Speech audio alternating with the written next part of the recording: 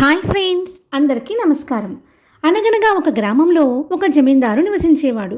ఆయన కుటుంబంలో ఎవ్వరూ బతికిలేరు. ఆయన ఒంటరిగా ఉండేవాడు. జమీందారు వద్ద ఒక పాలేరు కుర్రవాడు ఉండేవాడు. వాడికి ఎవరు లేరు. వాడు పశువులను మేపేవాడు. ప్రతిరోజు ఉదయాన్నే పశువులను మేతకు తీసుకువెళ్ళి మధ్యాహ్నం దాకా వాటికి బాగా మేపి తీసుకుని వచ్చేవాడు. జమీందారు గారి వంట మనిషి ఒకడు ఉండేవాడు.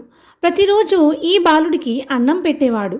ఇది వారికి నిత్యకృత్యం. ఒకరోజు ఆ కుర్రవాడు పశువులను బాగా మేపి మధ్యాహ్నం అవుతుండగా తిరిగి వచ్చాడు.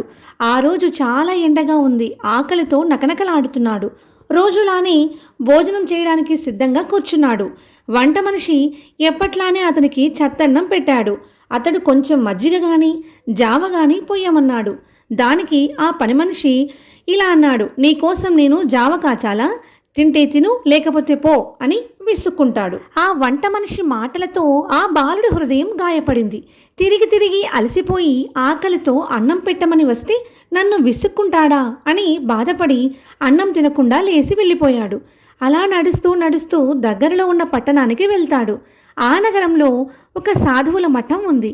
ఆ మఠంలోని సాధువులు ఆ కుర్రాన్ని చేరదీసి అన్నం పెట్టి ఏ ఊరు నుంచి వచ్చావని అడిగారు. అతడు తాను ఒక అనాథనని, తనకు ఎవ్వరూ లేరని బదులిచ్చాడు. సాధువులు నువ్వు కూడా సాధువుగా మారిపోయి ఇక్కడే ఉండిపో అన్నారు. ఆ బాలుడు అలానే సాధువుగా మారిపోయి మఠం ఆశ్రయాన్ని పొందాడు. విద్యాభ్యాసం కోసం కాశీకి వెళ్ళాడు. అక్కడ బాగా చదువుకుని గొప్ప పండితుడయ్యాడు. కొంతకాలానికి అతడే ఆ మఠానికి అధిపతి అయ్యాడు. కొన్ని రోజులకు అతని స్వగ్రామానికి రమ్మని అతనికి ఆహ్వానం లభించింది. మఠాధిపతి కావడంతో తన పరివారాన్ని తీసుకుని అతడు గ్రామానికి బయలుదేరాడు. పూర్వం అతడు పాలేరుగా పనిచేసిన జమీందారు అప్పటికే బాగా వృద్ధుడయ్యాడు. ఆయనే ఈ కొత్త మఠాధిపతికి ఆతిథ్యం ఇచ్చాడు. సన్యాసి పూర్వాశ్రమంలోని తన యజమానిని గుర్తుపట్టాడు. కానీ వృద్ధుడైన జమీందారు తన వద్ద పనిచేసిన బాలుడే ఈ మఠాధిపతిగా మారాడని గుర్తుపట్టలేకపోయాడు. జమీందారు ఇంటిలో మఠాధిపతికి అతని పరివారానికి భోజనాలు ఏర్పాటు చేయబడ్డాయి. సాధువులందరూ భగవద్గీతలోని 15వ అధ్యాయాన్ని పారాయణం చేసి భోజనానికి ఉద్యుక్తులయ్యారు. మఠాధిపతి ఎదుట రకరకాల భోజన పదార్థాలు అమర్చబడ్డాయి. ఇంతలో జమీందారు సాధువును సమీపించి, స్వామి, నా స్వహస్తాలతో మీకు వడ్డనివ్వండి. నా మీద దయ ఉంచి నా చేతులతో ఇస్తున్న ఈ మిఠాయిని స్వీకరించండి అని ప్రార్థించసాగాడు. ఇదంతా చూసి ఆ సాధువుకు నవ్వు వచ్చింది. అతడు చిరునవ్వు నవ్వసాగాడు. జమీందారు వినయంగా, స్వామి, మీరెందుకు నవ్వుతున్నారు అని అడిగాడు. ఏమీ లేదు, పాత సంగతి గుర్తుకు వచ్చింది అని అన్నాడు సాధువు. ఏమిటి స్వామి అని జమీందారు అడిగాడు.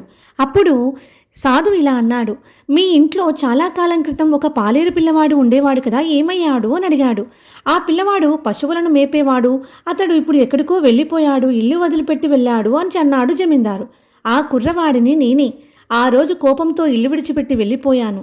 ఆ రోజు మీ ఇంటి వంటవాడు గుక్కెడు గంజినీళ్లు పోయడానికి నాకు నిరాకరించాడు.